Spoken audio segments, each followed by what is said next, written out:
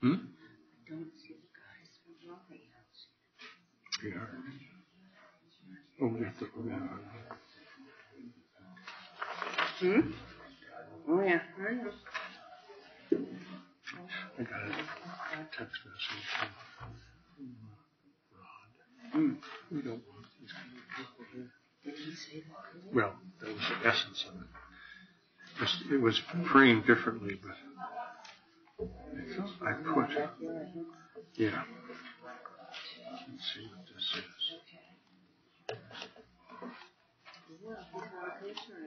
That's right. Don't matter to me, buddy.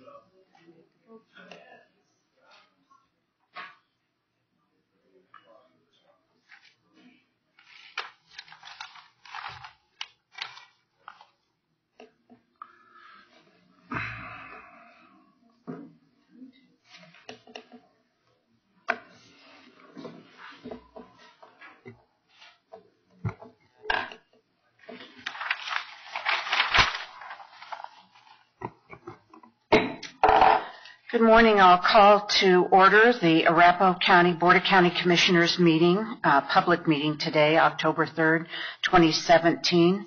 To my left is Ron Carl, County Attorney. To my right is Gail Stumpo, Assistant Clerk to the Board. Good morning. And would you call the roll of the Board, please, Gail? Commissioner Jackson. Here. Commissioner Holland. Here. Commissioner Conti. Good morning. Commissioner Baker. Here. And Commissioner Sharp. Here. Commissioner Conti, would you please lead us in the pledge? I pledge allegiance to the flag of the United States of America and to the republic for which it stands, one nation under God, indivisible, with liberty and justice for all. Mr. Carl, do we have any modifications to the agenda this morning? There are no modifications to the agenda. Thank you. I'll ask for a motion to adopt the agenda as presented. Second. Motion made by Commissioner Holland, seconded by Commissioner Baker. All in favor, please say aye. Aye. Opposed? Abstentions? Hearing none, motion passes unanimously. We have one set of minutes today, and it was from our public meeting on September 12th, 2017. Commissioner Holland was absent and excused. Entertain a motion. Second. Motion made by Commissioner Jackson, seconded by Commissioner Conti. All in favor, please say aye. Aye. Opposed? I abstain. And one abstention. Commissioner Holland passes with 4 in favor, 1 abstention. And we will move on to citizen comment period. Is there anyone in the audience who would like to speak during citizen comment period on anything that is not on our agenda this morning? Okay, seeing no one, I will close the comment period and entertain a motion for the approval of the consent agenda. Second.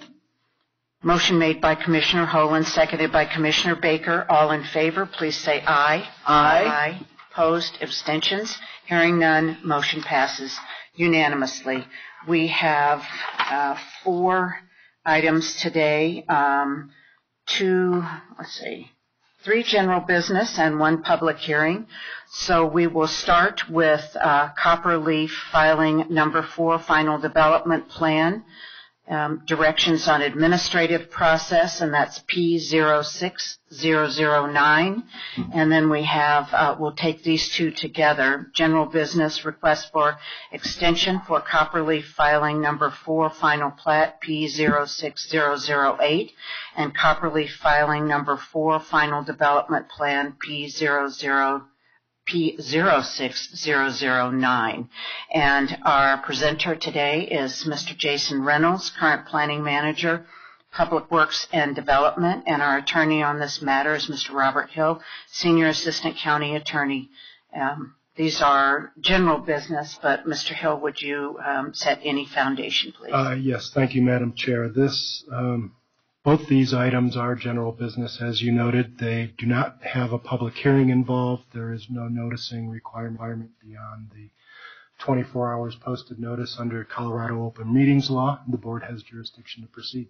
Thank you, Mr. Hill. All right. Mr. Reynolds, good morning. Good morning, Madam Chair, members of the Board of County Commissioners. I'll start with the second two items that you mentioned today, which are the request for an extension. Early this year, the applicant requested an extension on the Copperleaf filing for final plat and final development plan. It was approved in 2007, and the board has granted a number of extensions for the applicant to finalize both documents and file them with the county over the years.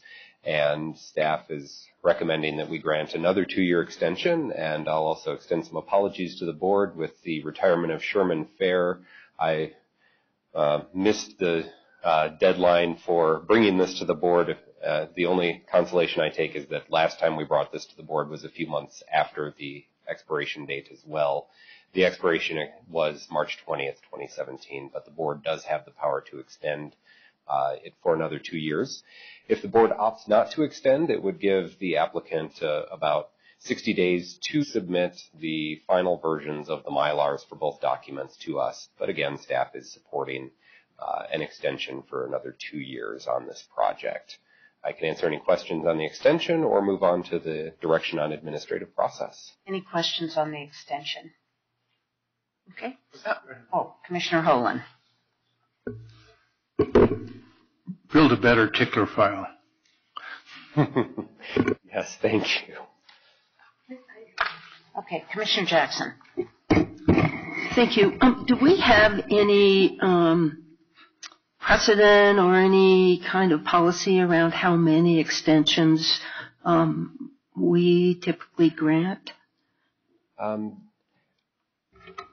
don't believe so, and this one is unique to my knowledge. This is we're going on 10 years. This, if granted, would allow 12 years beyond the original approval date. However, the applicant does have a potential buyer, and which is why we're talking about direction on an administrative process next. So it's looking likely that we could actually see movement on this site in the next year or two. Great.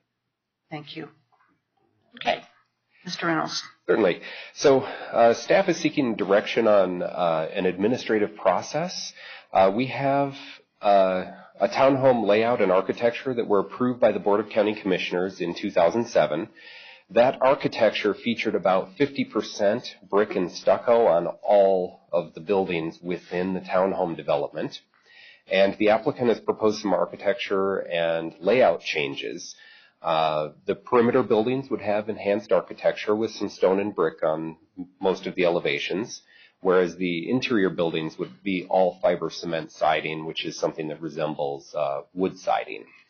And the changes to the layout and architecture are within staff's administrative approval authority, but the architecture does differ a lot from what the board approved back in 2007. And furthermore, the proposed architecture is not consistent with our Arapahoe County design guidelines, which I will emphasize are not standards, but we do use them when evaluating applications through a public hearing process and formulating the staff recommendation. So the proposed architecture is not consistent with those guidelines, which recommend brick, stone, stucco, other quality materials on the front elevation of all buildings.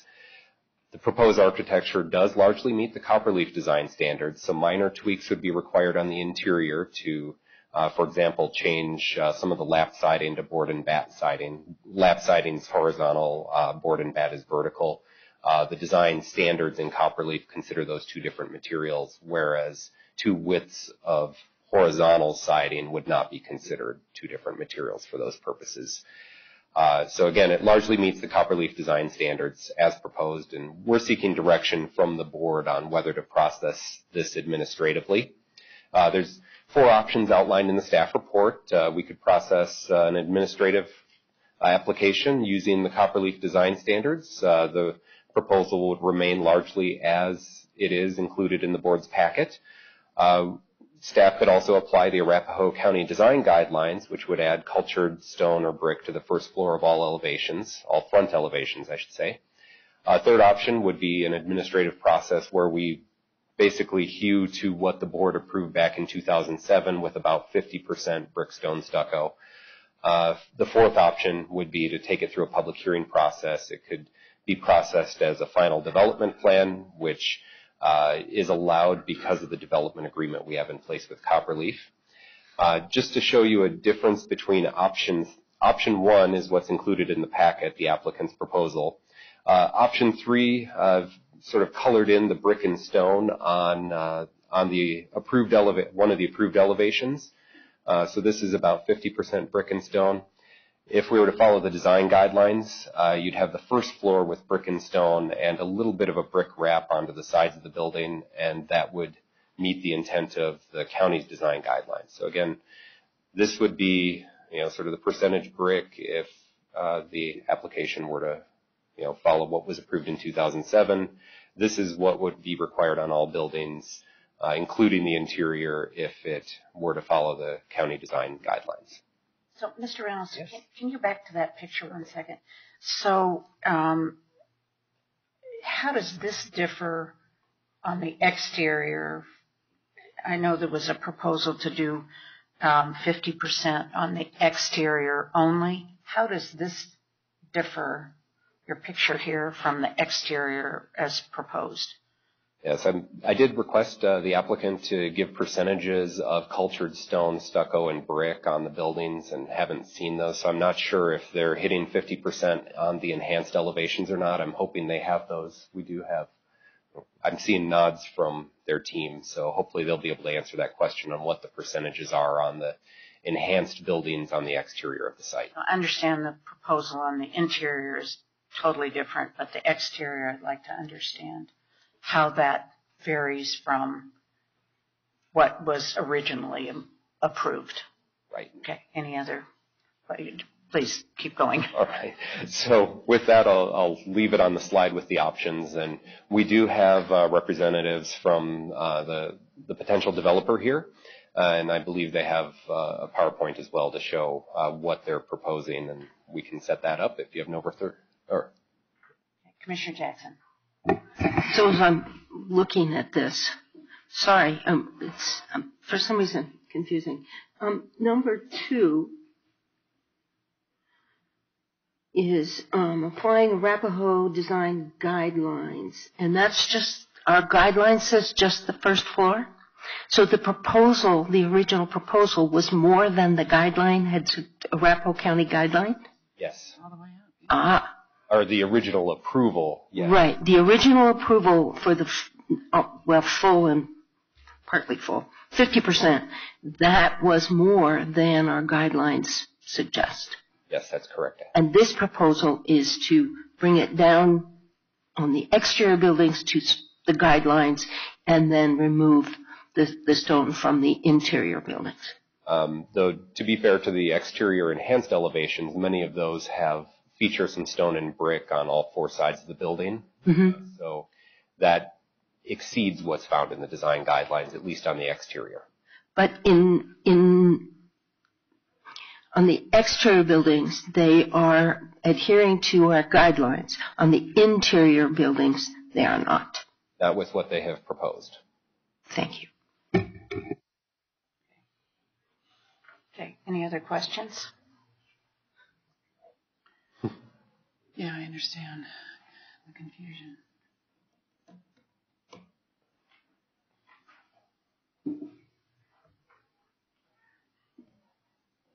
Okay, so this is what they're proposing. Wow.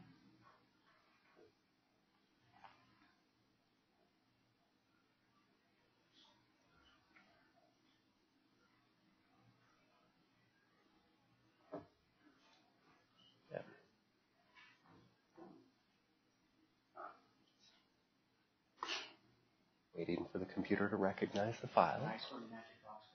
Yeah. Mm-hmm. Welcome to my world.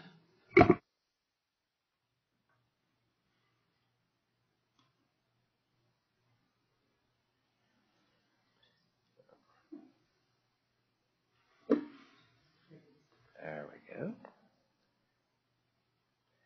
Oh. Since I have PowerPoint open, we'll use that.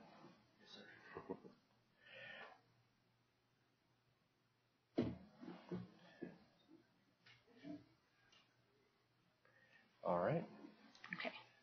there are no further questions, I'll turn it over to the applicant. Okay.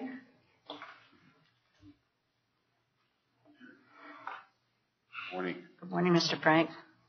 State your name and address for the record, please. Richard Frank, 7100 East Orchard Road, Suite 290 South, Greenwood Village, 80111. We're the master developer, obviously, of Copperleaf, and about 11 years ago or so, this particular property within Copperleaf was put under contract to Beezer Homes, and they designed what you approved back in, I think, '07. A very different time, a very different marketplace at the time.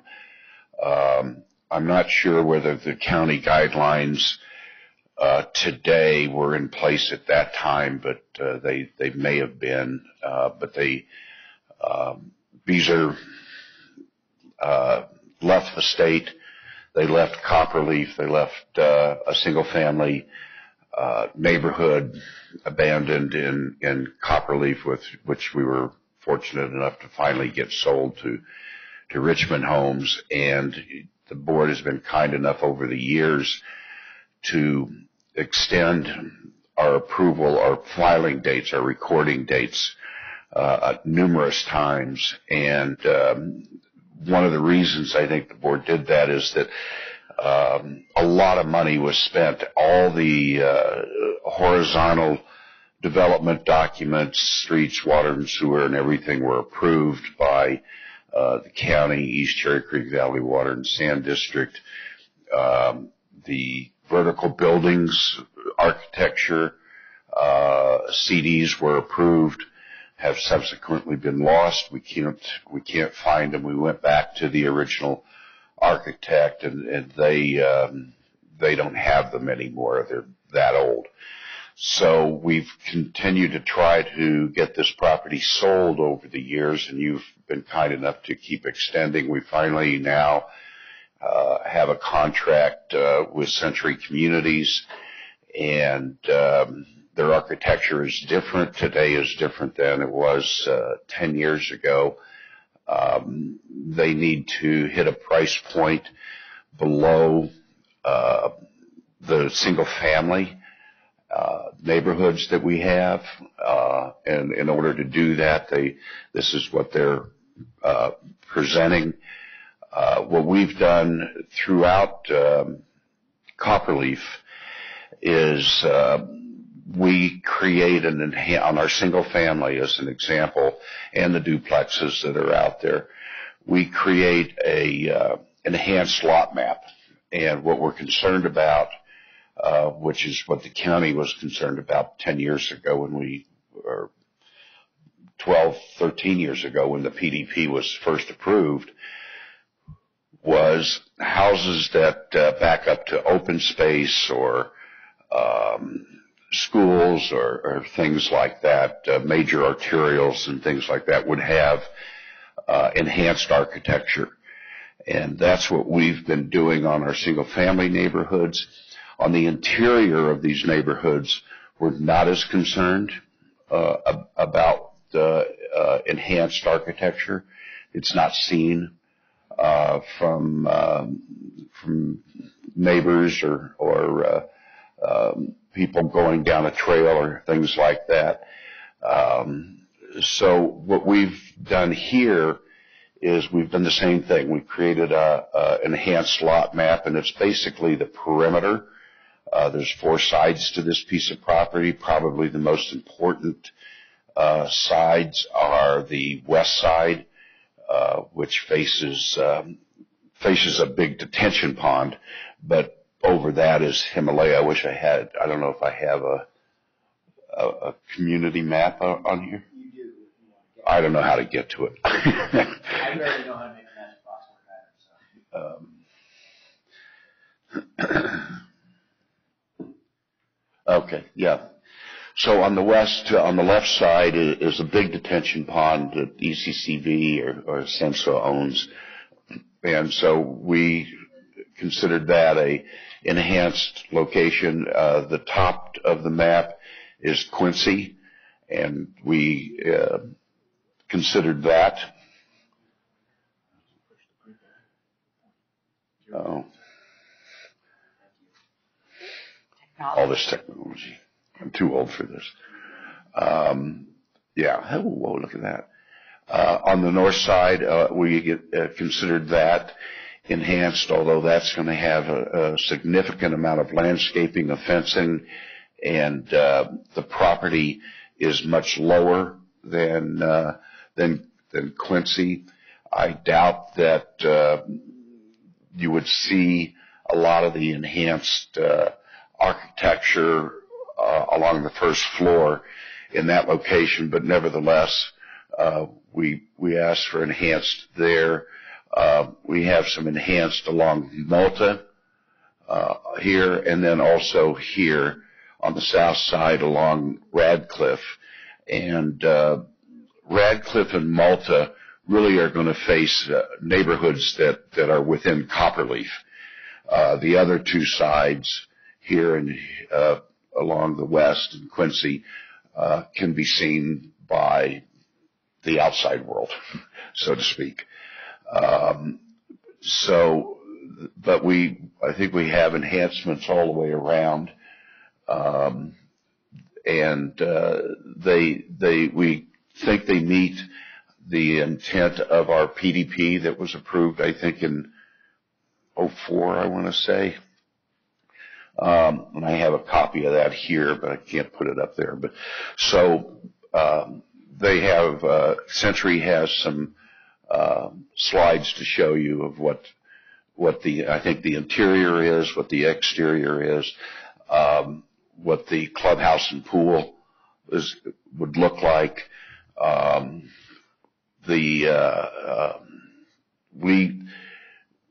We're really interested in having this. This is actually another interesting part of this. This is the last piece of ground within our Metro District number 2, which sold bonds years ago. And to get the assessed value off of this project for those bonds, which is now a citizen-controlled district, we're no longer controlling that district. This is going to go a long way towards helping their bonds. So we're excited about having it under contract finally after 10 years. And again, things have changed a little bit. So I'll turn it over to Carl. And maybe this is, Unless you have questions of me, I'm sorry. and maybe, I'm not sure who can answer this, is really what are the differences other than the architecture from the approval last time? Is number of units the same, or? The differences are extremely minor. As far as the building footprint, they are identical to the old building footprints, except for a few buildings were expanded by about 6 feet. And we aren't outside of the existing. Right. The existing footprint of all the buildings is the same. The location of those buildings are the same. The driveways everything is the same. The clubhouse and pool location, all the entry points are all the same. The one thing that does change significantly is that these buildings are going to be sold. And so they're going to have lot lines within the buildings. And there's 4 units, 5 unit buildings. When Beazer did it, the widths of their units were different than what Century's are. And so the lot lines inside each building pad has changed. But the building envelope itself is the same. Okay. So, because of that many lot lines changing, we do have to do a new plat. Okay. Right? Yes, sir. Okay. I think I said that right. Any other? Did I answer your question? Thank you. And I'm probably going to have another question. Any other questions for Mr. Frank? No. Okay. Oh. Thank you. Thank you, Richard. Carl Nelson, 26010 East Euclid Drive, Aurora, 80016. I'd like to start out and thank Mr. Reynolds. Did a great presentation, tough to follow. Richard's always very difficult to follow. We have a couple of team members here, mainly my architect, which I will hand it off to at some point, because like working the magic box, I can barely get through talking about houses too without sounding too terrible. But so Century Communities is one of the only publicly traded builders today which are building attached homes or townhomes within the Metro Denver area. We're very excited about coming into Arapahoe County and ultimately Copperleaf, but Richard is hitting it precisely on the head. And at the end of our presentation, we will show you how our architecture is complementary to Copperleaf as a whole. But at the end of the day, we can't financially make the current homes. We don't have the product, but in terms of a brick perspective, we don't equate or correlate masonry to quality design. And I think you'll see that as we show you our architecture. And we have different articulations, we have different plane breaks, we have different materials that we're using. Ultimately, since 2007, house cost or direct costs, building costs have risen significantly in the Metro Denver area. And for us to be successful with any community, as we're doing attached, we can't be priced higher than the single-family detached homes. So with that, what we're before you today is we're asking that you approve alternative number 1 as outlined in the staff report. We would ask that this commission direct staff to proceed with an administrative amendment to the final development plan, applying the Copperleaf design standards. What you'll find is, although we have some areas where we're not meeting Arapahoe County's standards, we are meeting Copperleaf's design standards everywhere, and ultimately we're complementary to the remainder of the community. If you look at the current plan, which we've already seen, it was originally designed with 41 buildings, and important to note, it was designed all 3 stories. Richard has certainly already said this. We lie within all the building footprints, the outer building footprints within that. We're not changing anything in terms of street layout, utility layout, significant landscaping, other than some enhancements that we made, and we're still intending to build a clubhouse. And one more aspect in terms of clubhouse, our community will not participate in the Master Association's clubhouse. So we're building a clubhouse here, and our homeowners will go to this clubhouse specifically, and that was important to the overall Copperleaf community and ultimately important to Richard Frank. What you can see here is kind of our phase line, and this will get illustrated later. One of the things we're proposing, which we think is an enhancement over the existing design, is we're proposing 2 different building styles in the sense, not architectural styles, but in the sense we're proposing both 2-story homes and we're proposing both 3-story homes in those existing footprints, which will create a diversity of streetscape throughout the community and create different floor plans that potential future residents of Arapahoe County can have different options as they go out there. This will allow for architectural and product diversity and ultimately multiple floor plans to address homebuyer needs, not to be redundant. I'm going to turn it over to Karen Hardesty to talk about the architecture specifically, and what he hopes to illustrate for this body is that ultimately masonry doesn't equate to quality design. Thank you. Good morning. Kieran Hardesty, 7716 Gold Dust Peak, Littleton, Colorado. So what I want to walk through is basically they touched on a lot of the big major points. Let's start with the site plan. So I think reading the staff report, there were what I highlighted as 2 main objectives. One being not following the staff's guideline or the county guidelines on first floor masonry, mainly just the front elevations. And then the other ones was potentially material changes, that there weren't necessarily 2 different types of material on the rear elevations. So before we dive into the architecture, I wanted to just point out that, we have a total of 44 buildings, and basically only 16 of those buildings, 36% of the site, are kind of the standard elevations that we'll run through and we'll start with. which I still strongly believe the standard elevations meet the intent of the county guidelines. As Carl said, we used a bunch of different architectural detailing, architectural strategies to enhance these buildings. It's just not masonry. There's a bunch of other things we can do to make these buildings look great and feel great. And then, as Richard and Carl talked about, I'm trying to figure out that. Here we go. All these buildings around the perimeter are enhanced, including these two that is the main, kind of one of the main entry points to the site.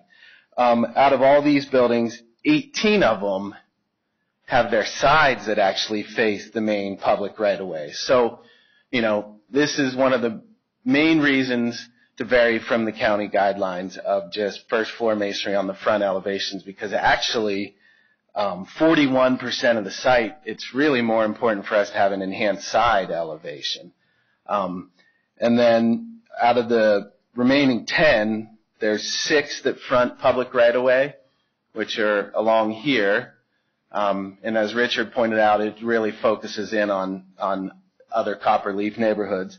Then there's 4 that face open space. So there's 4 fronts that would be really effective with the county guideline of masonry on the first floor, on the front elevations.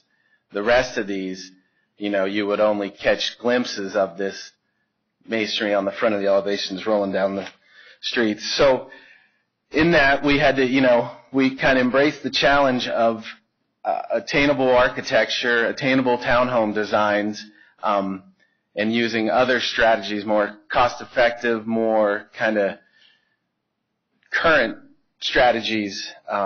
And so with that, we chose Colorado farmhouse, mountain farmhouse style, which I'm sure you guys see all around. It's a very popular, trendy style that is being built all over right now. And the success of the farmhouse elevation is that this is the existing, I guess we can touch on the existing. As mentioned, this is totally different time, a lot of masonry. I feel this is kind of dated style with the turrets and the large single mass roof, and it's kind of colonial, East Coast.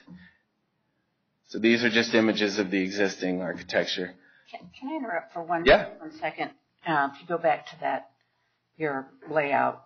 Yes. Streets and everything. Uh-huh.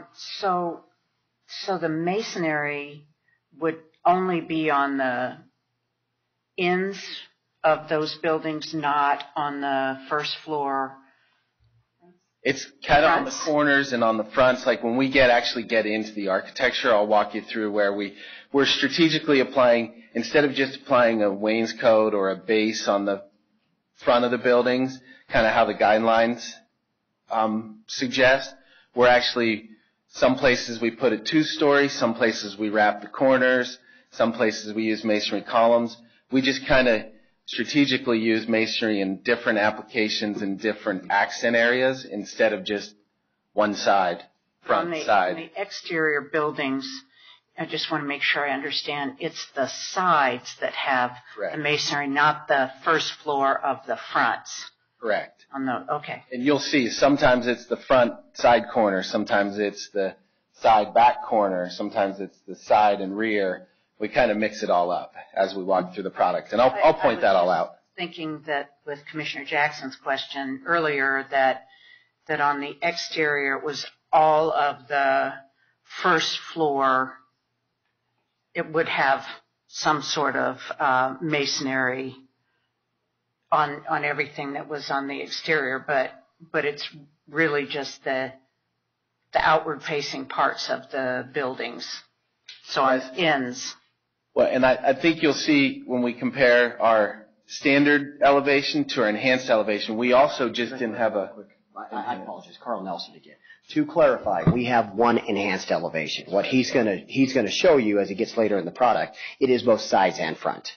So I think there's a little bit of confusion there, but we have one enhanced elevation which will have both a side. There's some places where we are elevating the side because we think it's important. It was important to Copperleaf. It was important to Mr. Frank, and it was important to us. And we hope that you find it important also. But to clarify, when you look at the side building, if I can use the pointer real quick, assuming I can figure out the light. That building will have masonry on the side, and we think enhanced architectural standards, and it will also have it on the front. Okay. Okay, great. Thank you. Our enhancements enhance all 4 sides of the architecture, Okay. which I'll walk you through. All right. So images of the previously approved product, and then we get into our proposed 2-story plans. So these are the ones along Quincy and kind of on the northeast corner of the site. So this is our base elevation A farmhouse style building. What's that? Not exterior, correct. Standard interior lots. So farmhouse, you can see there's a lot of kind of movement. I have a 3D image of this that'll help you see all the plane breaks and the movements. And you see we have nice large covered front porches, corner front porches. We have nice vertical elements, board and bat siding, which highlights the verticality of those elements, shed roofs. So you see we have a lot of architectural detailing. We have shed roofs, we have covered porches with detailed columns. We have different materials. We have lap siding, board and bat siding. And then on the side we have a belt or a belly band that divides the siding. This gives us the opportunity to change colors, as represented in these elevations. And again, we just have, a lot of kind of side elevation movement, broken up roof planes. This kind of is representing a flat site, which we all know this roof will kind of step and break, coordinated with the, lot-specific topology, lot-specific grading, thank you, topography. So here's an image. This is a little hard to read on this, but here's kind of an image of the 3D massing. It's got black and white wireframe, which you can see all kind of the roof, kind of the movement in the roofs and the ins and outs and the elevations. And then on the front, you can see, these nice large covered porches, this kind of highlights that corner entry, and then all the movement in the roofs. So then we're going to move to, this is an example. So this is the first one where you start seeing some of our enhancement strategies. And this one, hopefully, if you guys got printouts, this one, you can see we've got masonry column bases. We have masonry that goes up to the second floor on this vertical element. Again, just kind of highlighting the verticality of this element. We've got, decorative vents. We've got standing seam metal roofs. Now all our porch roofs, kind of playing off the typical farmhouse style, has standing seam metal roofs, where on the original elevations, they're just your 30-year asphalt dimensional roofing. I think Commissioner Baker had a question. Yes. So the horizontal line there, you called it a belly band? Yes. Is that right?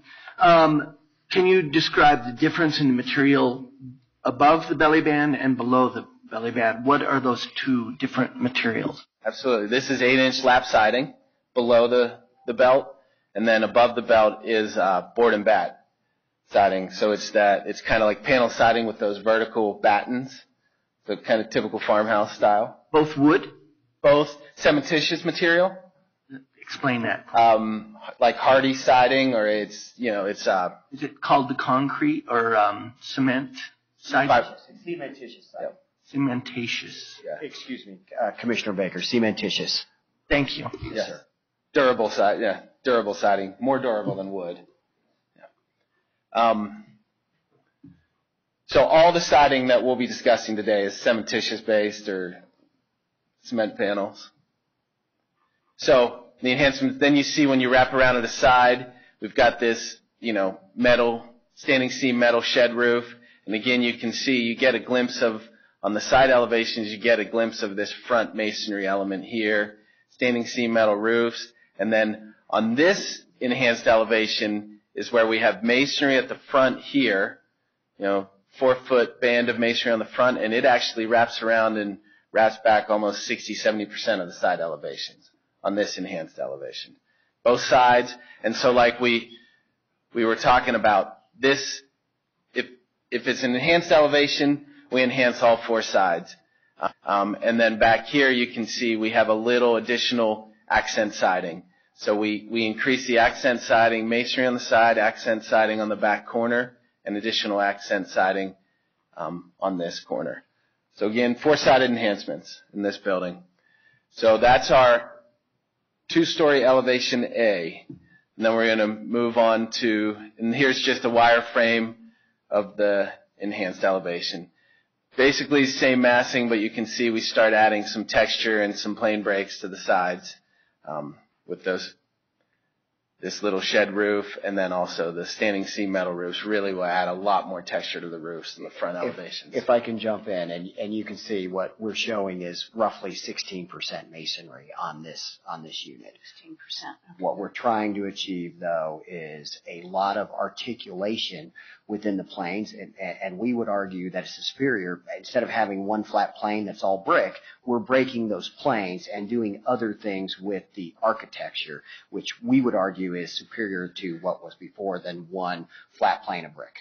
Thank you, Mr. Nelson. And to expand on Carl's point, we also are considering our accent siding. We use 4-inch lap, board and bat, which, also in the report we can discuss about the 4-inch lap, but rather than just using masonry as our accent. So a lot of times the typical play is a bunch of masonry, all lap siding. So we're using, we're going to use lap siding, but we're going to use 16% masonry, and we're going to use 42% on the enhanced elevation of board and bat, which we're considering it's an enhancement. It's not your typical lap siding. So an enhanced siding treatment. So when you start looking at the accent siding and the masonry, we get into similar enhancement as the original approved. So then we'll get into this is our B elevation, and I'll just start flying through some of the highlighted items because we're going to use similar strategies. But on the B elevation, this is our internal units, our standard elevation, and you can see we'll start replacing some of these accent sidings. This is 4-inch lap in here. We're going to replace that with masonry. So again, here's the wire frame where, like Carl was saying, you see a lot of movement in the facades, a lot of ins and outs, a lot of plain breaks. Again, we have predominant covered front porches. So now we'll get to the main focus, which is the enhancement. So on this one, we have almost full height 2-story masonry accents that wrap this corner. And you can see that right here. So we have this masonry. We have decorative vents in the gables. We have standing seam metal roofs again. And then we have masonry on the back corner here. That's a full 1st-story masonry on the back corner that wraps around and kind of wraps around onto the rear elevation. And again, we have more accent siding above this garage. Standing seam metal roofs, decorative gable vents. So again, you can see we enhance all 4 sides of this architecture on the enhanced elevation for the 2-story. So now here's the same wireframe. Now we're going to look at the 3-story and our enhancement strategies, standard elevations, enhancement strategies on this product. So here's our 3-story product. We have 4-inch lap siding, 8-inch lap siding. This is the internal unit. Then we have some accents up here of cement panel. So these are the internal elevations again. And you can see we have a lot of, we just have a lot of material changes here to create some texture and some visual interest on these side elevations. Lots of windows. We have 2-story on the corners. These are nice. We have 2-story, all the units, but especially the corners. They have 2-story outdoor, patios, front porch of patios at the front door, and then a 2nd-story kind of covered deck, which these are really popular outdoor Colorado living right now. So base elevation, then we go, now this is our enhanced elevation. So again, we bring in this kind of 2-story tall masonry element with shutters. We bring in masonry columns that go all the way up to the 2nd floor guardrail level on the decks. We keep the cement panels, and then on this one again we're wrapping the back corner. So we have a base of masonry that wraps around the back corner. It dies into this inside corner so that masonry is not just ending. It has an inside corner to die to. we have shutters, and metal shed roofs. So, I mean, I think, this is the third enhanced elevation that we're looking at, and I'll end with the fourth one.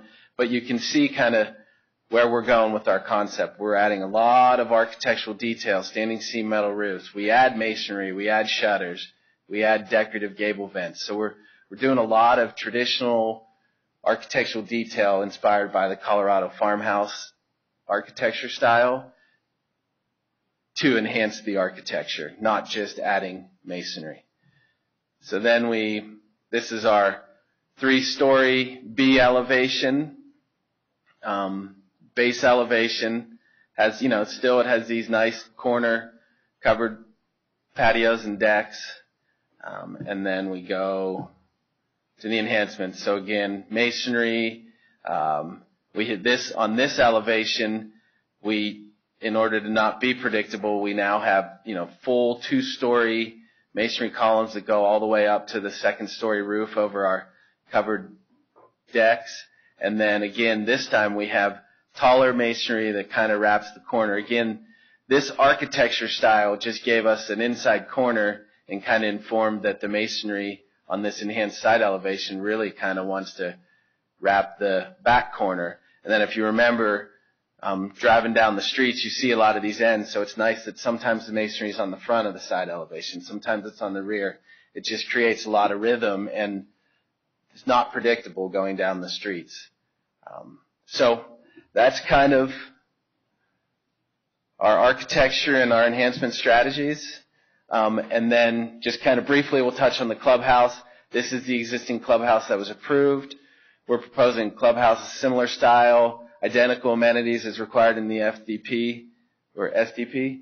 Our clubhouse will just be, it'll relate to the existing architecture we just presented. So it's similar, kind of, inspired by the Colorado mountain farmhouses, nice big trellis. So and then this is just a quick rendering driving down Quincy. So it would be looking, would that be east? So you start seeing a lot of the articulation and the plane breaks and just the movement in these facades, and our enhanced shed roofs, our opportunity to do punch colors, highlighting our architectural detailing, our accent corners here, our awesome covered front porches. But this also successfully highlights that there's a sound wall that's anywhere from 3 to 7 feet along Quincy, that I think it averages about 5 feet as you're going down Quincy. So if we followed the county guidelines and just put masonry on the front first floor, a lot of that would be covered up and it wouldn't be seen. So it's advantageous to spend some of the money on enhancements that are able to run vertical and get above this sound wall and be seen from the main public approach to this project, which is down Quincy. And with that, I'll leave it to Carl. So ultimately, we were trying to provide Arapahoe County with quality and attractive housing that is attainable. We are an attached home builder. The market has changed since 2007. I think we all know that. We've all went through that. Direct costs or building costs have changed significantly since that time. And in an effort to be attainable and be transparent as possible, for us to be successful selling attached product in Copperleaf or literally anywhere in Arapahoe County or another jurisdiction, we have to be priced competitively to single-family detached housing.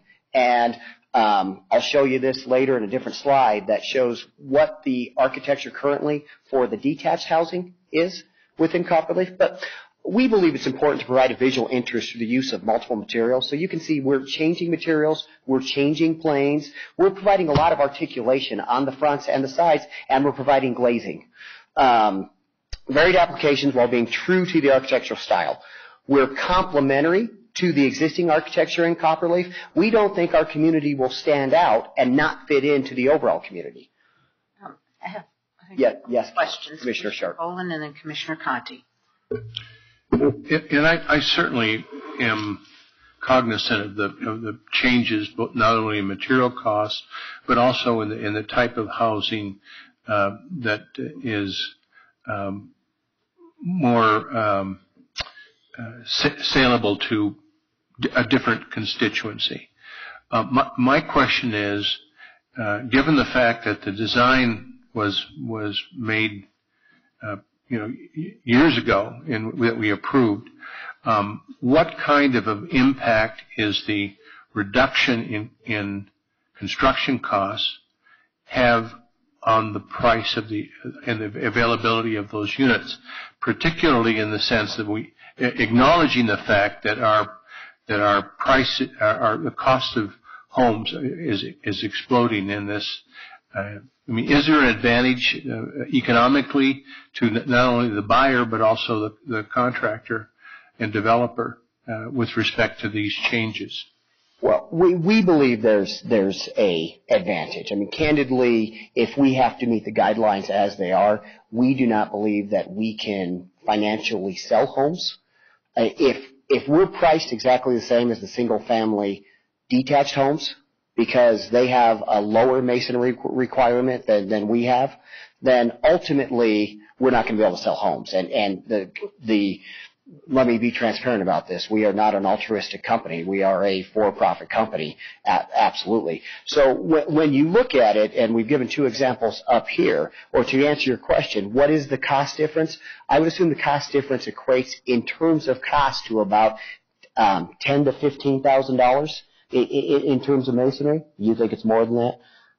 Anyway, I think it's in the per house. Yeah, per unit, if you will. Then from a sales price perspective, I would tell you that in terms of house cost, so let me take a step back. In terms of land cost, we usually have to multiply that number by about 3 when we get to sales cost after you figure in G&A, you figure in all the different things that we have to go through. Ultimately, for us, in terms of house cost, if I'm $10,000 to $15,000, you have to multiply that number by 2 for me to get to a sales cost that makes sense for us to do. So if we're in the $10,000 to $15,000 range, I would tell you that's $20,000 to $30,000. We're talking about, in terms of true sales cost, somewhere in the range of $20,000 to $30,000. I would tell you to the consumer out there, for the people that are driving around Arapahoe County and are saying, look, I would love to go to Eagle Crest. I would love to go to Grandview. I would love to go to Cherokee Trail. But ultimately, I can't afford to live in this area. What we're trying to do is provide an option that can do that. At the end of the day, if that option is such that we have to sell for $400,000 or $375,000 like the detached is selling for, then ultimately we can't. If a consumer is coming in and saying, would I rather live in an attached home or would I rather live in a detached home, they're always going to choose a detached home, or a majority of people are going to choose a detached home. Certainly, there are some that are going to choose a lifestyle and say, I don't want to maintain the yard, I don't want to do this, I don't want to do that. And there's always a seat for every butt, if you'll excuse the colloquialism. But ultimately, there just aren't enough seats to go around, if you know what I mean. So we want to be priced competitively beneath the detached homes. That is really the result of our ask. I think I'm glad to hear that. I understand that the competition is getting pretty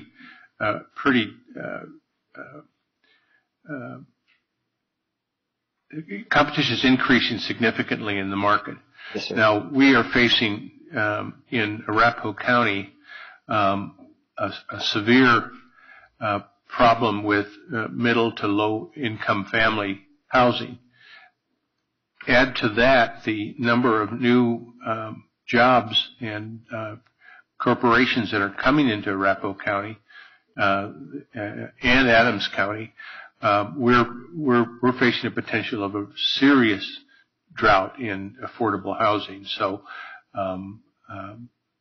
my point is that we have to try hard to meet that constituency. Otherwise, people are going to be driving an hour or 2 hours to work and back. And I think we'd like to keep them in the county, particularly when we rely totally on assessed valuation for our revenues.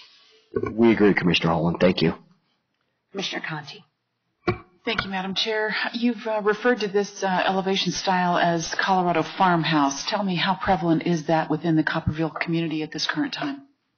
I am likely going to have to defer to Richard Frank on that, but I would tell you that it is likely, if you look at a detached, maybe staff also. So I'm going I'm going to answer this, but candidly, I'm going to answer it potentially inaccurately, so I'm not trying to deceive you. But Century Communities is not only an attached builder. We are a detached builder also. And I will tell you that we propose farmhouse style in every detached community we do. We also propose mountain, we propose prairie, we propose different styles, but literally 80% of the communities that we do have it. As I drive around Copperleaf, I wasn't on the architectural committees. I ultimately wasn't part of the approval process. I see a lot of farmhouse style through Richmond, Lennar, and the D.R. Horton and the other builders that are out there. So this style will be very complementary to Copperleaf as a whole and the larger Arapahoe County community. I hope that answered it. Or I danced. Mr. Baker.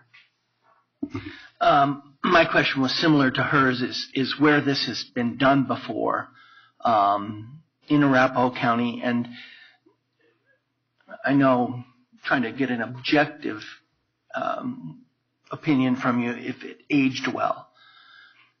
In other words, this was the original design, understand, 2007, 2006, that it things may have changed, and I've got a question about that, which may not be suitable for you, but more for Mr. Frank.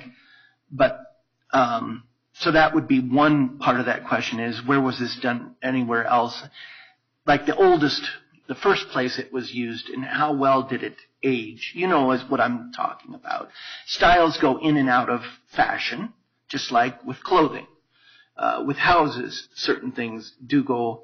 Apparently, back in 2007, more brick, more masonry was thought of as that actually exceeded our guidelines at that time, and it was well received, and it was probably very marketable.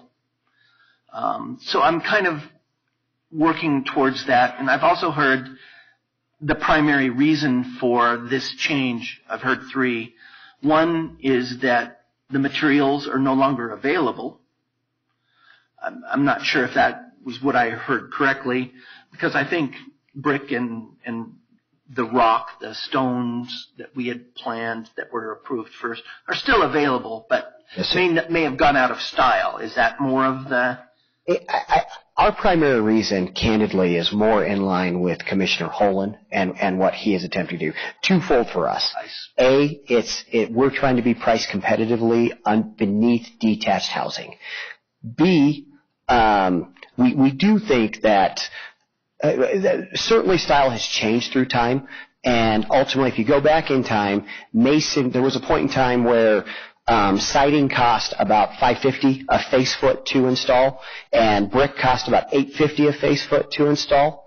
If you look at today, masonry is about $8 a face foot to install, and ultimately our cost, or not masonry. Siding is about $8 a face foot to install, $850, and masonry is literally about $14.50 a face foot to install. Gets more expensive with stone, gets more expensive with different type of product. We apologize if we somehow deceived you. It's not an availability situation. We can certainly find brick. We can certainly find stone. That they're very prevalent in the marketplace right now. But ultimately, we are looking to provide housing that's attainable for future residents of Arapahoe County, and B, we frankly have to be priced competitively beneath detached within the Copperleaf community. And it's not only Copperleaf, it's the greater community of Arapahoe County. To answer your second question, where has this occurred historically? I would tell you the farm is a good example of where you can drive around and see this style throughout the community. It has aged very well. I'm pretty sure right across the street from Copperleaf on the south side. On the south side of... that's Arapahoe County. North side of Quincy. On the north side. North side of Quincy and Tallgrass? Yeah. That you can drive through there. It has aged very well. Copperleaf has been around for 15 years. You can drive around different parts of Copperleaf and see this style. This is a style that where you'll see colonial kind of dip in and out.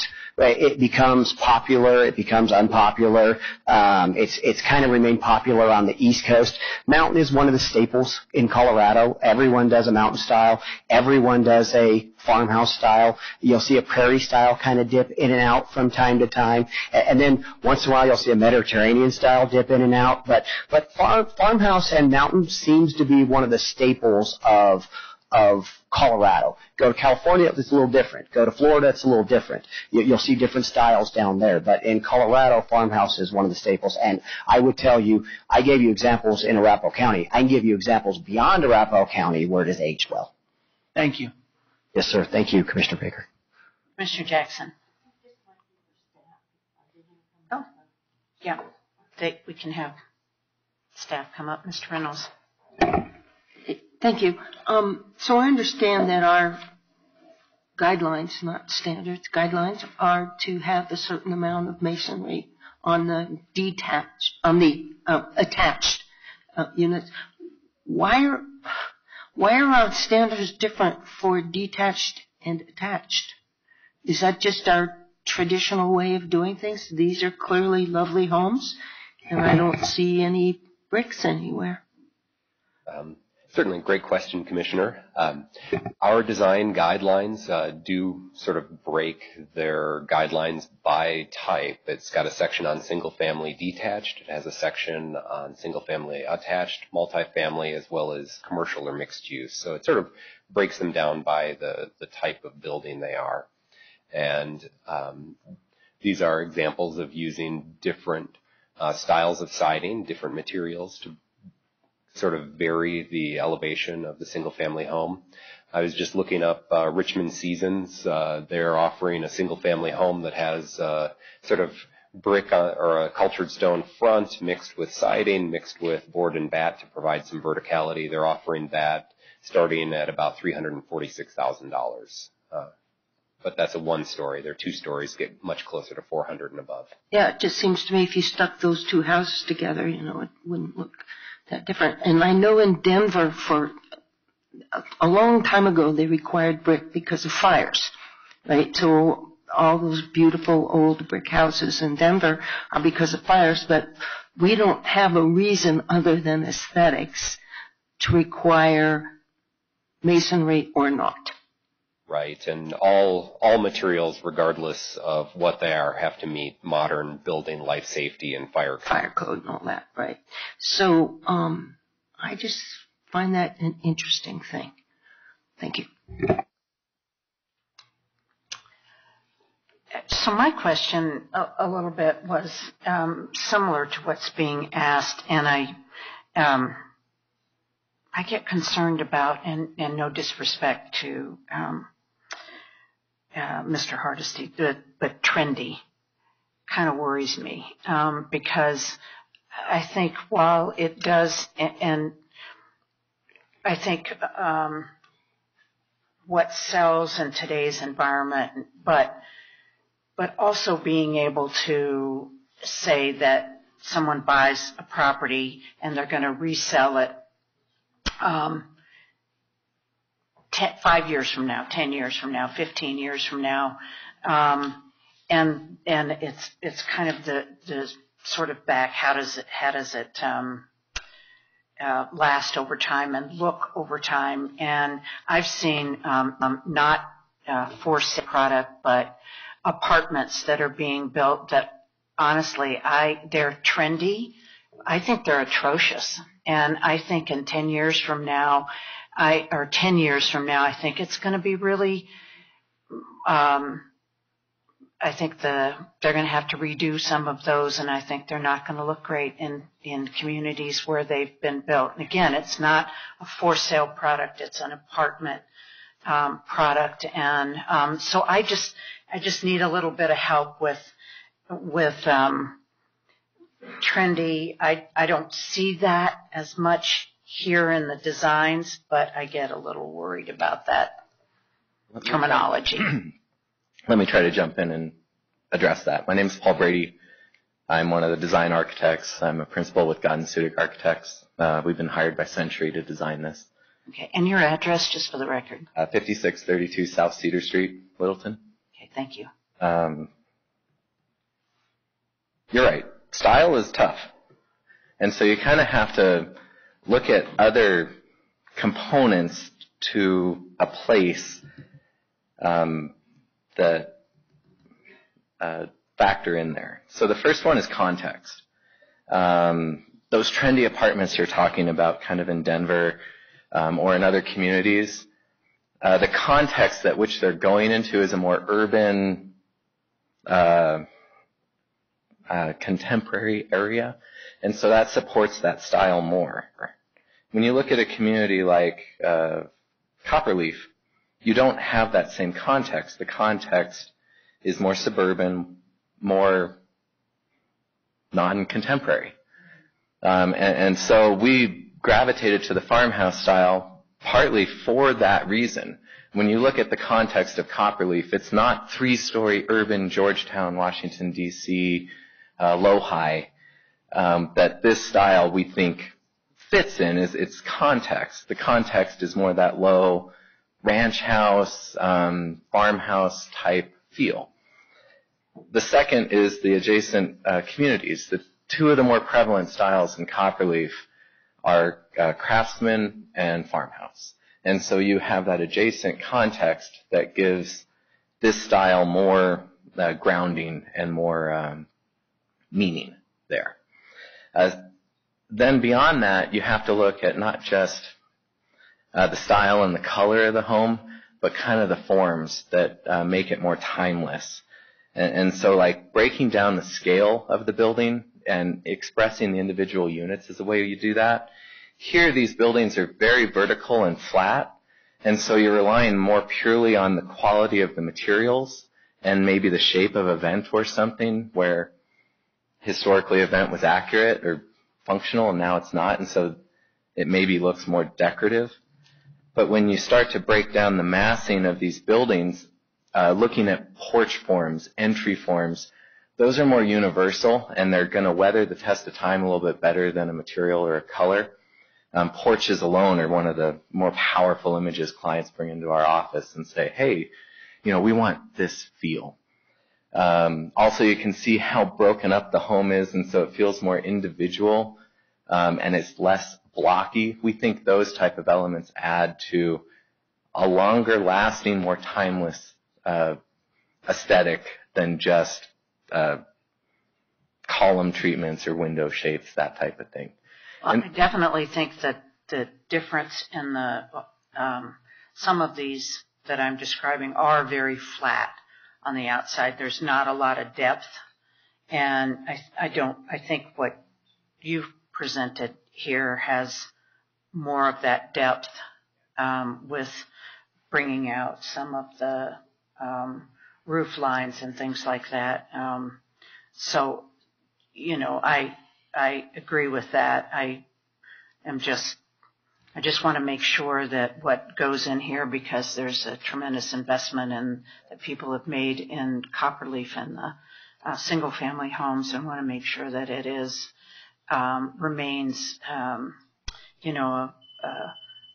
high enough quality, understand the price point, but that it fits in with the community, and it's going to continue to fit in with that community 20, 30, 40 years from now. Exactly. So.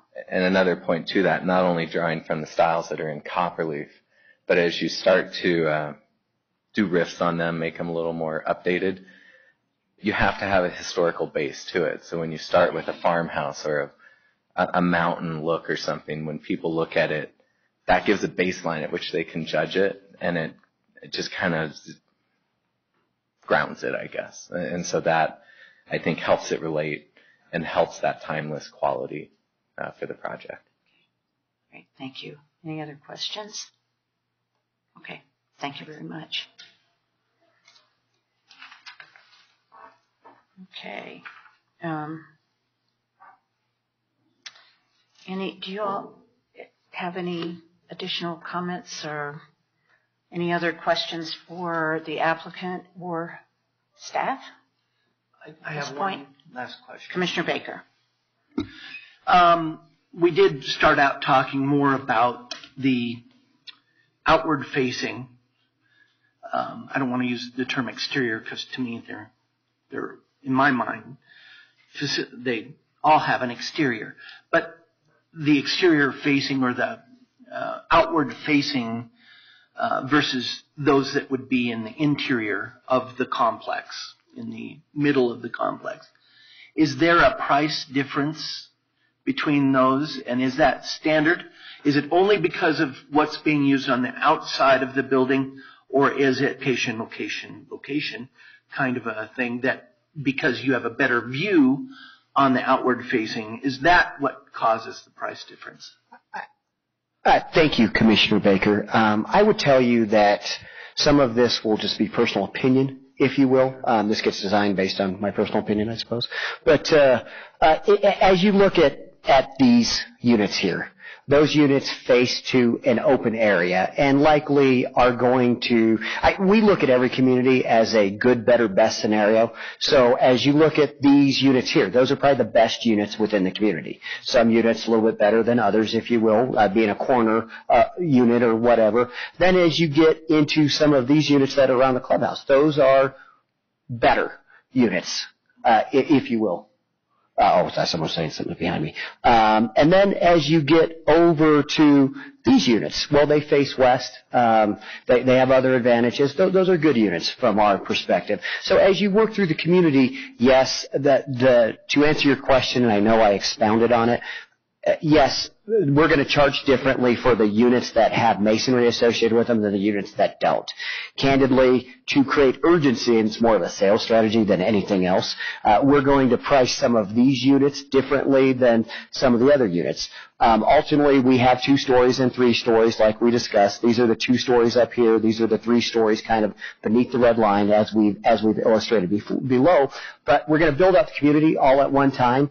We hope to build a clubhouse start clubhouse within 18 months of starting our first unit. So hopefully we have approvals and whatnot for that to get through that process. That's our general strategy, if you will. But as you look at it, we will release a unit here. We will release, a unit here or a building. We'll build one building at a time, but we'll go through, and as we go through a sales process, we will sell from a good, better, best scenario. Thank you. Yeah, thank you. Commissioner Conti. Thank you, Madam Chair. One thing that I have not heard is what do we hope the price point to be or the range between good, better, and best? What is our goal? Thank you, Commissioner Conti. Our goal would be to sell homes for around $300,000 on average. We would like to start in the $275 range, $280 range, and touch about $310. If you look at it, Richmond, as Mr. Reynolds said earlier, Richmond is starting around $346-ish. We would like to be priced about $30,000 starting beneath them on average, if you will. That would be our goal.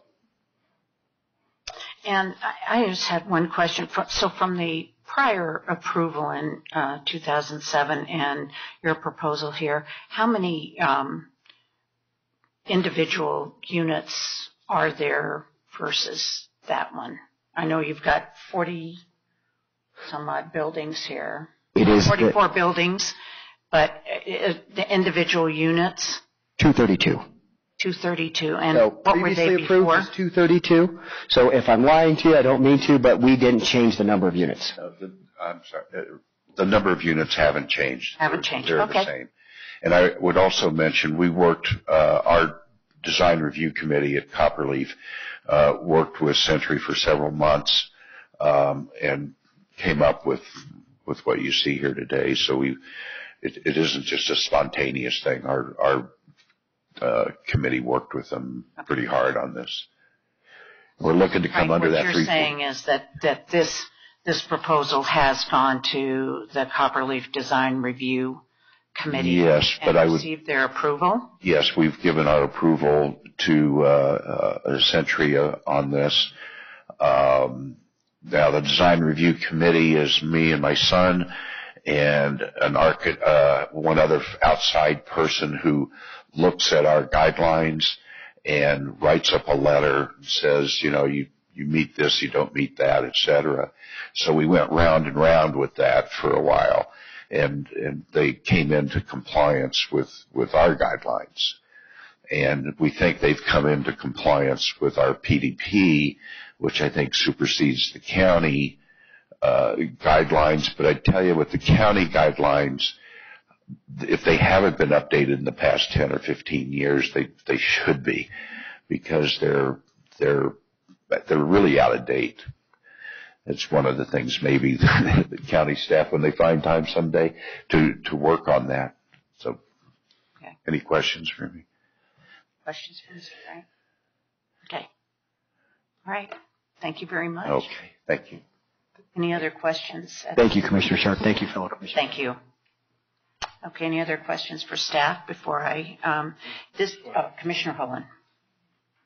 I just want to thank staff for their involvement and recommendations, and also the excellent presentation, Mr. Frank, of your people. I think most of the questions were answered effectively. Thank you. Okay, this is not a public hearing, but is there anyone here in the audience who would like to speak on this issue? And I'm gonna, I don't know if we should take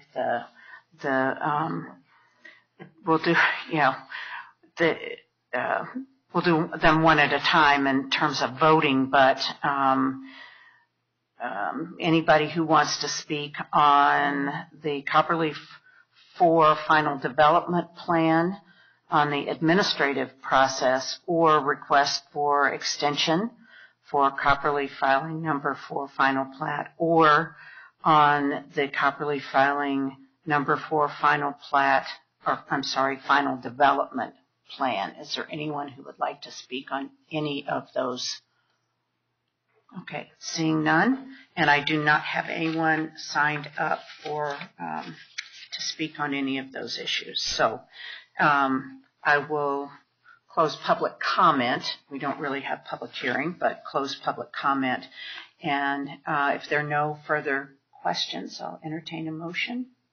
Commissioner Baker. The first one I'd like to speak to is P06009, and this is the extension of the that's the administrative. Is that the administrative? Okay. P06008.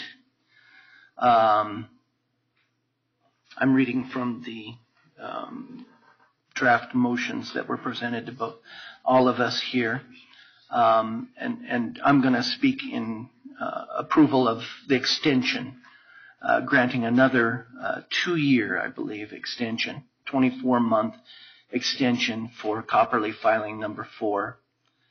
And I'll make a motion that in the case of P06009, Copperleaf filing number 4 final development plan, and P06008. Why don't we do P06008? That's the extension. We'll do that one first, and then follow up with Pardon me, but it's extension of both. It's extension of both is the way both. The motion reads. Okay.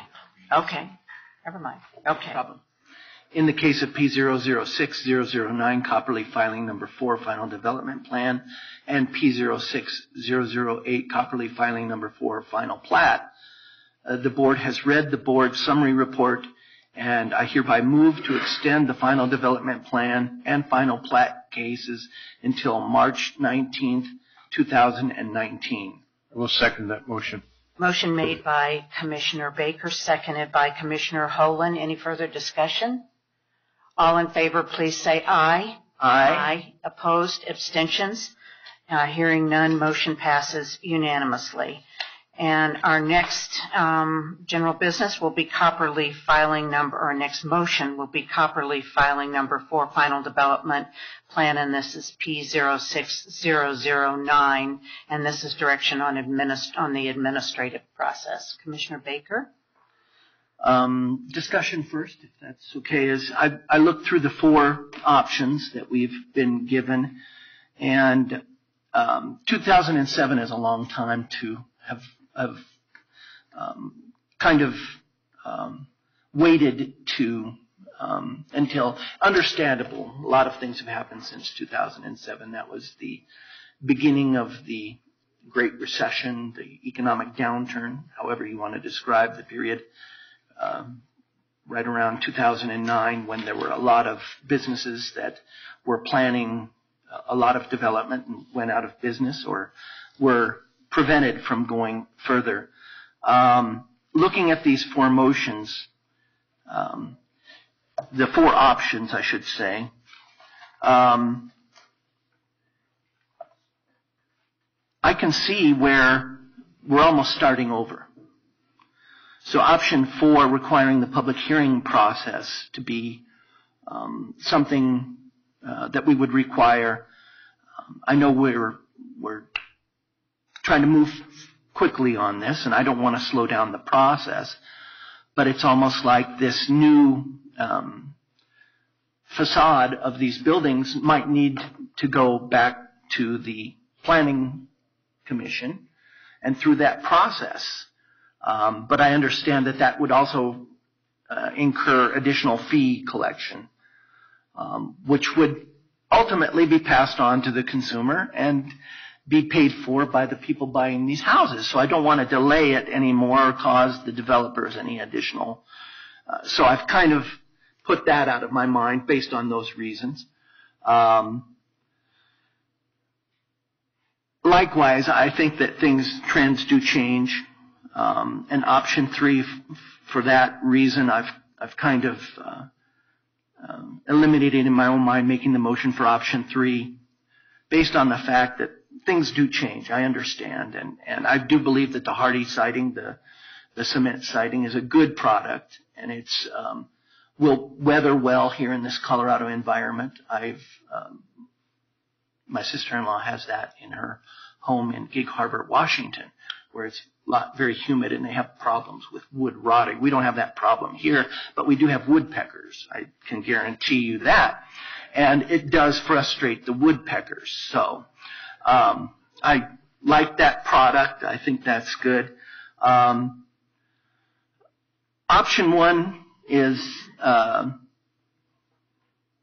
acceptable to me, but I do think that we have Arapahoe County design guidelines, aged as they may be. I think we have them for a reason. So I'm leaning towards making a motion for option number 2, and would invite any other commissioner comments if that's acceptable. So the motion is for option 2, which is administrative amendment with direction to follow Arapahoe County design guidelines. Is there a second? Okay. Would you like to? So the motion fails for lack of a second. Would you like? And I would like to make an option, choose option 1 and read this administrative amendment with additional minor changes to the proposed elevations. I've reviewed the staff report, including all exhibits and attachments, and have listened to any presentations, and hereby move to direct staff to proceed with an administrative amendment to the Copperleaf filing number 4, final development plan, applying the Copperleaf design standards. Second. Motion made by Commissioner Baker, seconded by Commissioner Jackson. Any further discussion? Okay, hearing none. All in favor, please say aye. Aye. Opposed? Abstentions? Hearing none. Motion passes unanimously. Okay, so I think we have gotten both of the, or all of the amendments here. So, okay, great. Well, thank you very much. Thanks. Appreciate everybody being here. Okay, we're going to move on to this one. This item is a public hearing. Sky Ranch Water and Wastewater 1040 permit AS I 16-005. So our presenter is Molly Orkill Larson, Senior Planner, Public Works and Development, and our attorney is Mr. Robert Hill, Senior Assistant County Attorney. Mr. Hill, would you set the foundation, please? Yes, thank you, Madam Chair. This is a 1041 permit application for a water and wastewater treatment plant and the associated facilities. This 1041 application and public hearing has been noticed in accordance with the county's 1041 regulations by posting, mailing, and publication in both the Villager and the I-70 Scout. The board has jurisdiction to proceed. Thank you, Mr. Hill.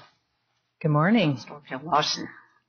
Good morning, Commissioners. Molly Orkill Larson, Senior Planner with the Public Works Department.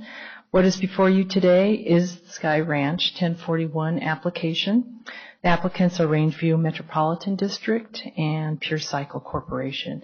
The applicant is seeking approval for a 1041 permit for water and wastewater treatment plants and associated facilities, including a water supply facility, existing reclaimed water pond, and pipelines. The subject properties include 19 acres of the state of Colorado land located off of East Quincy Avenue and the Sky Ranch subdivision, which is located south of I-70 and west of Hazelmont Road. Staff recommends the application be approved based on the findings in the staff report. The applicant is here today to do a PowerPoint presentation and go into more detail on this project.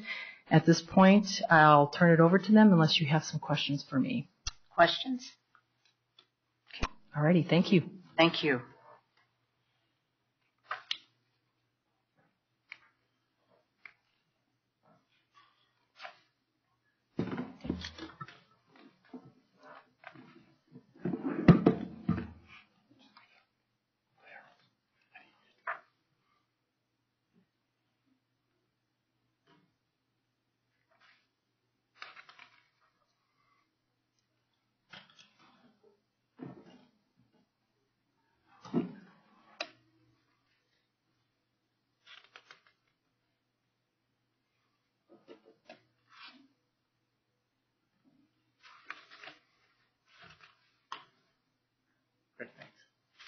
Good morning, Mr. Harding. Good morning. My name is Mark Harding, 5530 South Forest Lane, Greenwood Village. We're delighted to be before you here today. Our application here is the backbone that goes before a community actually gets developed, and what we're working on here is the water and the wastewater infrastructure. We've done this through a master plan type facility, and so we have extensive portfolio of water supplies, water treatment, water storage, water transmission, distribution, water, wastewater collection, wastewater treatment. And so we're very proud to be able to put forth this application to you. I'm going to be very brief. I'm going to run through these facilities. They're a little bit technical in nature, but what we want to try to do is give you a composition of the character of the facilities and also kind of the stylistic of how we handle water and wastewater services. So with that, I think I'd like to acknowledge staff support. We want to acknowledge Molly and Sue support through this process, not only for our technical facilities, but also in our application for the land use and the community itself, which you will see shortly as well. So with that, let me take a quick look. This is kind of a siting location of where Sky Ranch is located. So we are located just south of Interstate 70, exit 292. These assets really relate to the master plan for the entire community, so all 4,400 residential units together with the commercial space at the facility itself. This is a brief overview of kind of what the facilities are. The Rangeview Metropolitan District, in conjunction with Pure Cycle, has the developer for Sky Ranch. We also are the water provider in unincorporated Arapahoe County to the county itself, the county fairgrounds, as well as the Lowry Range. We have about 25,000 acre-feet of groundwater supply, 3,300 acre-feet of surface water supplies in Coal Creek and Box Elder Creek. We have about 90,000 acre-feet of adjudicated storage capacity at the site through 2 reservoir sites. We're part of the regional water supply, the WISE water supply, which is a combination of water providers in Arapahoe and Douglas County. About 30 miles of transmission distribution pipelines. We have 2, one existing and one proposed finished water storage facilities. and raw water irrigation storage facility at Sky Ranch. And in addition to the surface water supplies, we handle all of our aquifers and well waters through aquifer storage and recovery. So we use the aquifer not only as a source of supply for drought protection, but also as a ability to store water in when we have surplus water supplies. Specifically, where these facilities are going to be located, the wastewater treatment facility is going to be at the low point as where the drainage level comes in. So we'll have that. It's a zero discharge wastewater facility, so we will take 100% of the water that we collect through that wastewater, bring that back to a storage facility that's an existing storage facility, and that will be available for the irrigation demands. So we're using and reusing this valuable resource. We don't want to let go of any of those resources for the community. Excuse me. The water system is going to be at a high point in the elevation, so this is kind of a illustration of what a water tank facility is going to look like. It's going to be basically a 1 million gallon storage facility together with some treatment facilities so that we can control bringing up the water from the Lowry Range. So we have a 24-inch pipeline that was installed pursuant to a location and extent to bring water to the community. We have a looping system here that makes sure that we bring water in multiple locations in that. The purple system is going to be the irrigation system. This is a bit of an illustration on the wastewater treatment plant located at that site. Do want to emphasize the wastewater treatment facility because we are wanting to be one of those types of facilities that it's out of sight, out of mind. And so it's going to be predominantly a buried facility where you won't see a lot of those aesthetics. All of the treatment processes are going to be covered and in-house with air handling equipment. So you kind of can take a look at, we'll have some nice landscaping, there'll be some open space on all around the areas of the property that buffer this site, as unobtrusive as it is, but this site from neighboring homes on that side. This will be an elevation looking over the wastewater plant, which almost makes it invisible. So we want to do our best to make sure that this site not only is functional for our purposes, because we do want to use and reuse that water supply, but also aesthetically fitting into the neighborhood. A little bit larger scale on where the water systems are going to be located. So we'll have access coming in from the west to east for that. So we have a access road, temporary access road right here. We'll build a road that comes in there. The master plan site will be, as this phase of the project gets developed, this will be a street that will bring a permanent access in. So this shows the permanent access. This shows the temporary access to the water treatment facility. Wastewater facility, again, we'll be bringing back 100% of those wastewater return flows. We have existing storage on site. We'll be managing that storage for that summer irrigation season. So what you really want to do is make sure you have storage in conjunction with physical supply so that you can meet your peak summer demand needs. And then we have another campus that's going to be our master plan campus at the Lowry property. So this will be located on Quincy Avenue here. Many of you that are familiar with Lowry, this is the entrance to the Hunt Club. So there's a paved entrance in here. This site was selected in conjunction with the State Land Board so that we adhere to the ecological standards that the State Land Board has. They have zones of influences where they want to see certain types of developments, and this is a master plan site that fits with their characteristics. So we want to not only have this be a master plan site for what we're doing at Sky Ranch, but also the broadening expansion of our providing water and wastewater services throughout Lowry and throughout Arapahoe County. So with that, I think those are the key elements of that. I'll entertain any questions if you have them. Commissioner Holen. Thank you, Madam Chair. In terms of the gray water storage facility, will that water be retreated, or will it be sent to the homes as a non-portable water pipe? Yeah, and so we kind of work away from the gray water labeling of this water supply. We're actually treating this water to something that the Department of Health has classified as a Regulation 84 standard. So that's actually all the way back to a full reuse standard. It does meet public health and safety. It doesn't have quite the aesthetic tastes to it, but it will be available for irrigation. But if children are playing in this water supply, it's safe for contact, safe for human contact. Yeah. Thank you. Commissioner Jackson.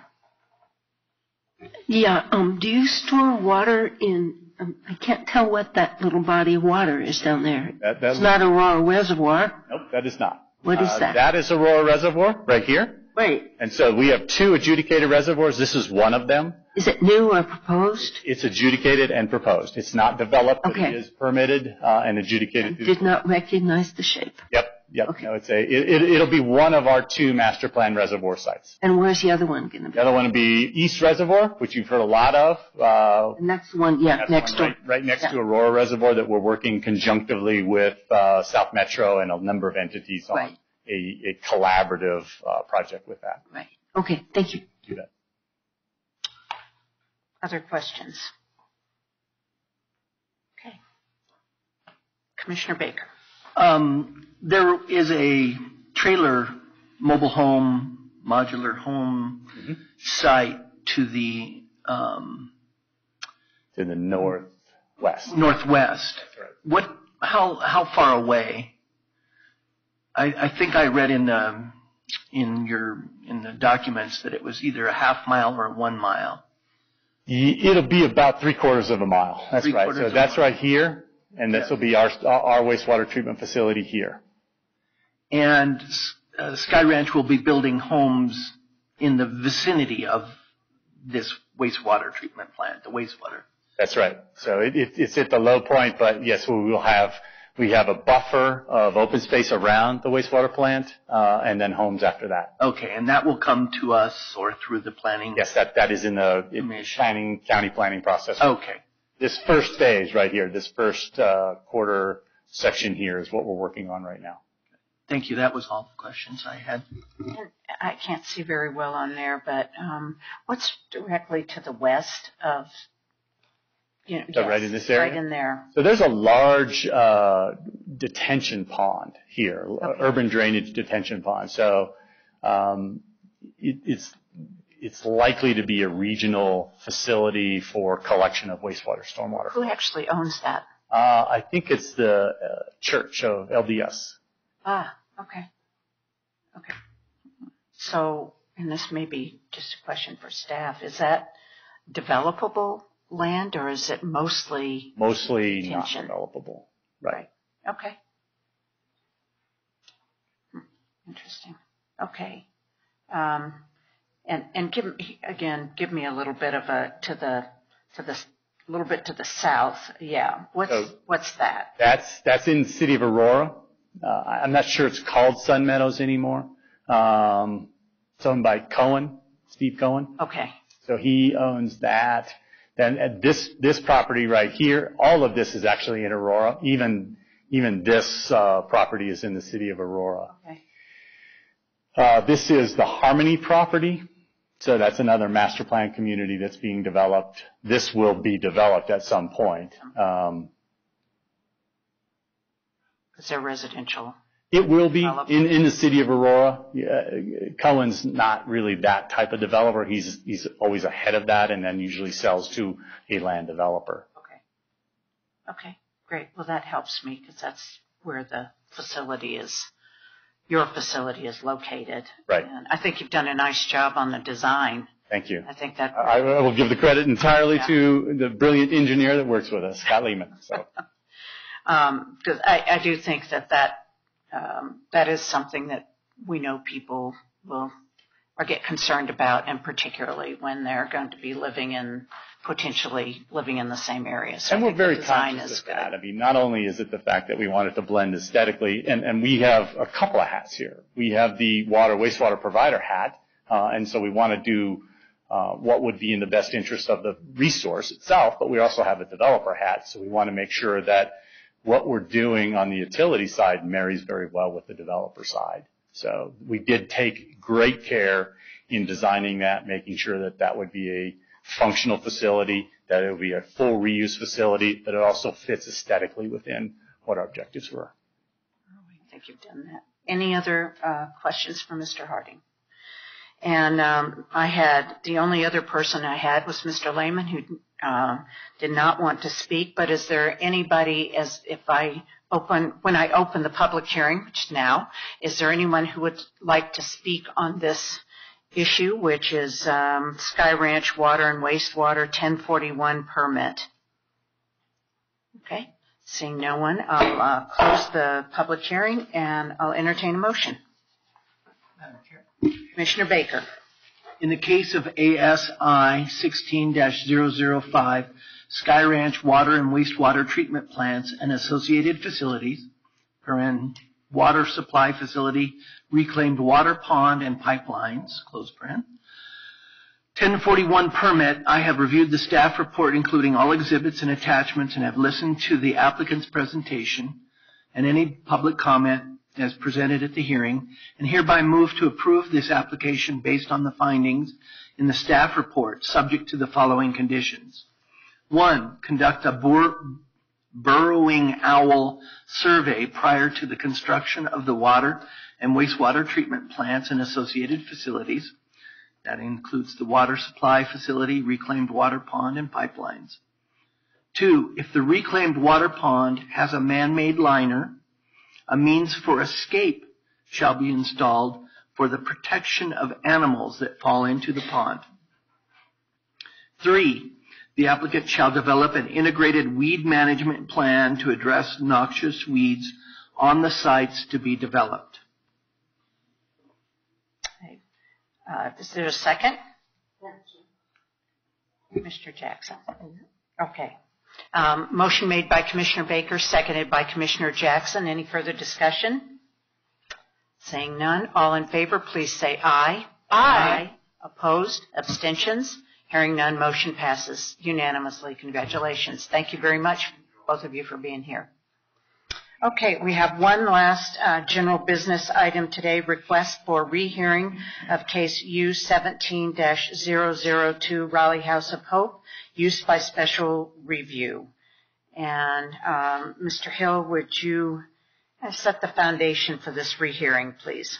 Yes, thank you, Madam Chair. On September 12th, this board heard the use by special review application for a residential drug and alcohol treatment center.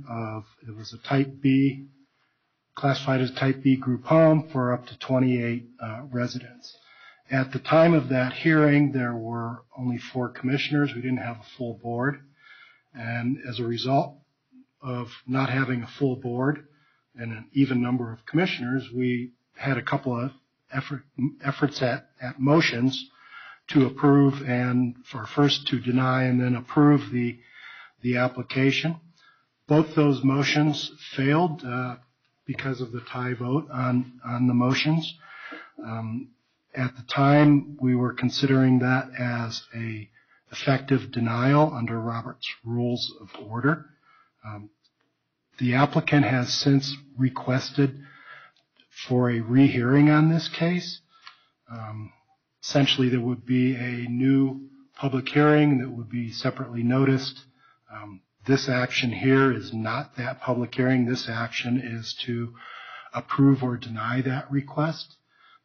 For the reasons set forth in our BSR and various other reasons, it's the county attorney's office recommendation that the board grant the request for a rehearing in this particular application. Okay. Any questions for Mr. Hill before there's a motion? Okay. Commissioner Jackson. I would like to move to approve the requested rehearing in the matter of the request by the Raleigh House of Hope and the current landowners, Ted and Cheryl Schmidt, for rehearing of case number U17-002, Raleigh House of Hope, USR. I hereby move to approve the applicant's request for a rehearing and direct planning staff to renotice another hearing before this board in accordance with the Arapahoe County Land Development Code. Second. Motion made by Commissioner Jackson, seconded by Commissioner Conti. Any further discussion? Commissioner Baker. Mr. Hill, if this at the first hearing had been denied, I understand that the tie vote is different from it being denied. If it had been denied, would there be a waiting period?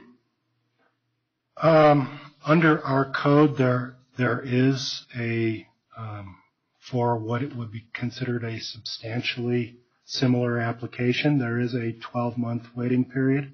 The question would be, in that particular situation, whether the applicant wanted to bring something back substantially similar or with enough change to justify avoiding that waiting period. One additional question. Thank you. And if this is a type, what did you say, type B? Type B, description under our code. And a type A type of facility under our code would not require a use by special review. That's correct. A type A would be up to 8 residents, and it's considered a residential use by right in the residential zoning districts that this would be in, or agricultural as well. Commissioner Baker. So along that lines, a significant, a substantial change in the original application could be the number of proposed clients or patients in this. Correct. And if the applicant were to change from a type B facility to a type A, then tell me what that would entail. Well, a type A facility would be a permitted use, so there would be no zoning process required. Essentially, they would need to get the appropriate building permits to retrofit the existing structure. But other than that, there would be no public hearings on a type A facility. So they could avoid all public hearings if they were to go to a type A facility. Yes. Thank you. Any further questions? Okay. All in favor, please say aye. Aye. Opposed? Aye. Aye.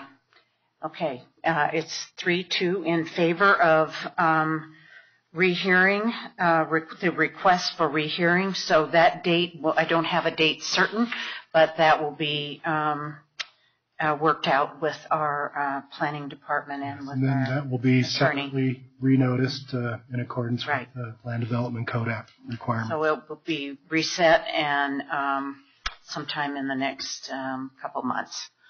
So I think that concludes. I didn't have anybody who signed up. Is there anybody who would like to speak, if you're here, on the Raleigh House of Hope? It's kind of after the vote. I'm sorry about that, but they're okay. So it is moved forward, and that concludes the general business items on our agenda today. Are there any commissioner comments? Commissioner Jackson.